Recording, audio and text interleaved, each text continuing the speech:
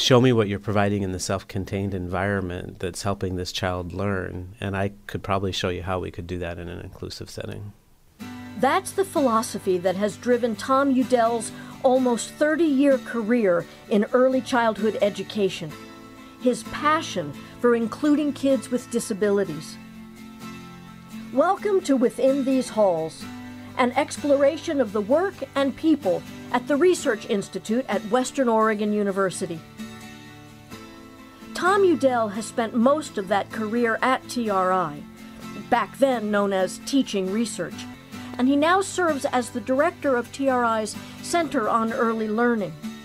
We recently spoke with him about how he got started in the field of early childhood education and where he hopes it's going. Very young, I had ideas that I wanted to be a teacher, and so that's what I was pursuing. And the more I got into teaching and working with kids, I really liked the younger kids. So for a long time then, my focus became, I'm going to go for this, I'm going to get my education degree taken care of, and then I'll go out and teach at second or third grade.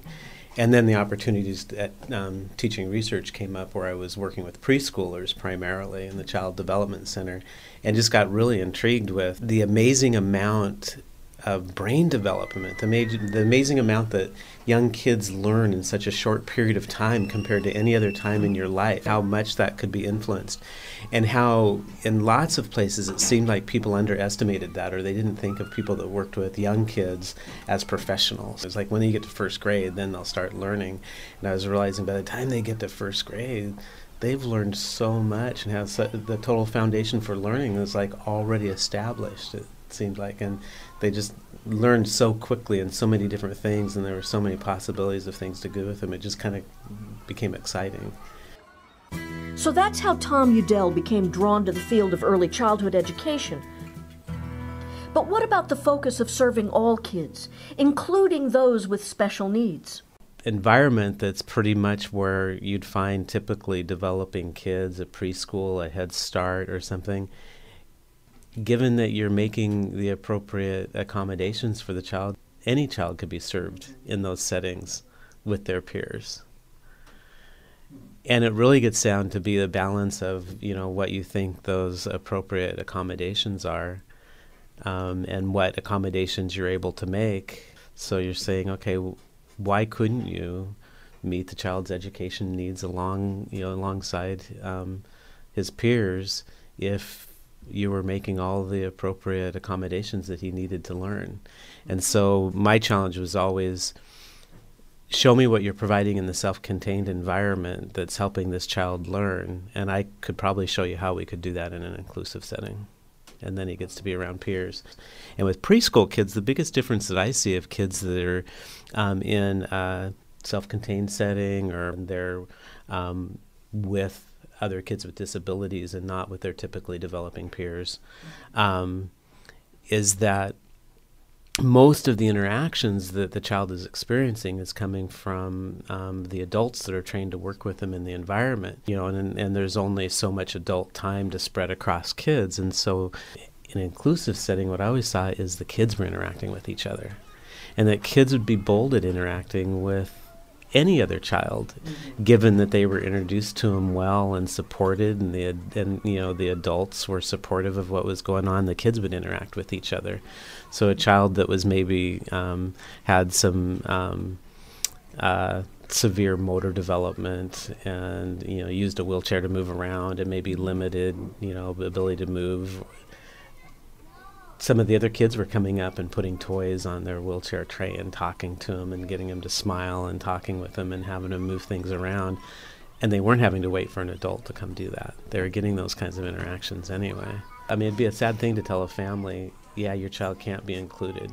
They can't be included in a classroom. What does that mean about going to the grocery store or going to a Sunday school classroom, or, being at the doing Y swim lessons or something, or just being in your family? Yeah, we need to find ways of having kids included in society, and so let's start at preschool and put them in the preschool classrooms together.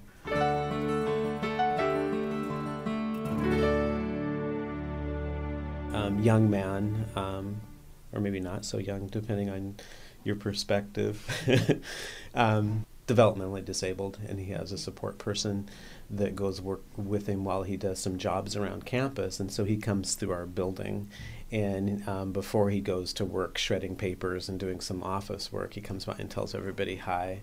Mm-hmm. And it's kind of fun because I don't know how much he really recognizes me from having been his preschool teacher, but it's fun for me to see him out going around and doing his work when I had him when he was in preschool.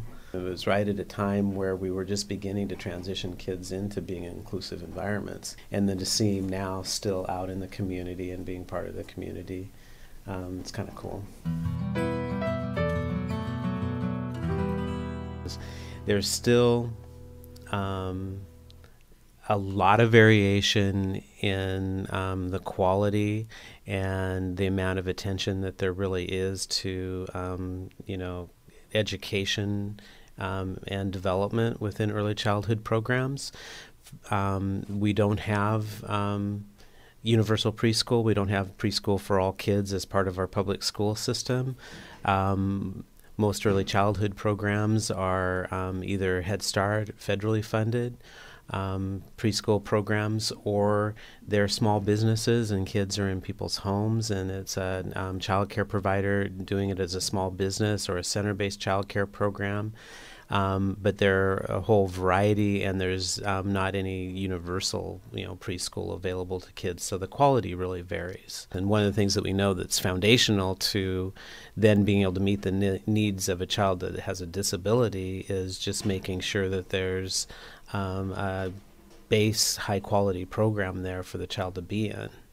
We're making efforts right now towards creating more preschool opportunities for kids, and we're making progress trying to increase the quality of child care and education that's available for young kids. But that's one of the places where I think there still is a lot of work to be done. The quality rating and improvement system is really kind of a culmination of something that incorporates different aspects of everything I've worked on my whole career and is now getting out at a state level system.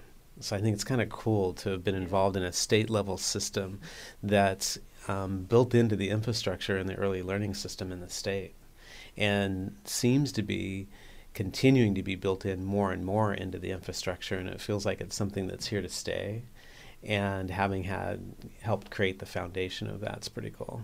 QRS hasn't completely gotten away from looking at inclusion either, because we're wanting to create high quality environments for all kids, and there are standards within the quality rating and improvement system that looks at whether philosophically programs are including all kids, regardless of ability or background or language, those kinds of things. There are other standards that look, are they meeting the needs of kids with disabilities in their program? Do they have strategies in place in the room, and the ability to do that is all woven in within the standards, as well as are a lot of things. I mean, we also are trying to make the standards look at, are they culturally sensitive to families and kids, and providing supports for children who have a variety of home languages and differences like that too.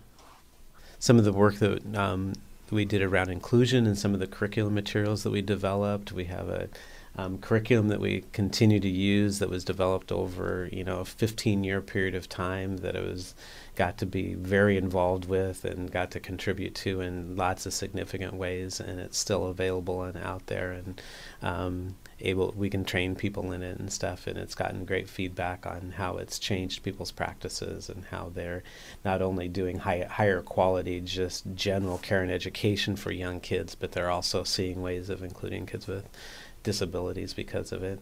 That's pretty cool too.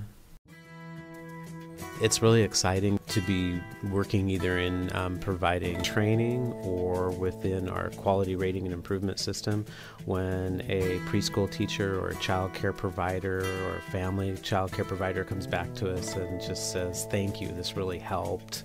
I've really made some great changes in my program, or I feel like I'm meeting the kids' needs better.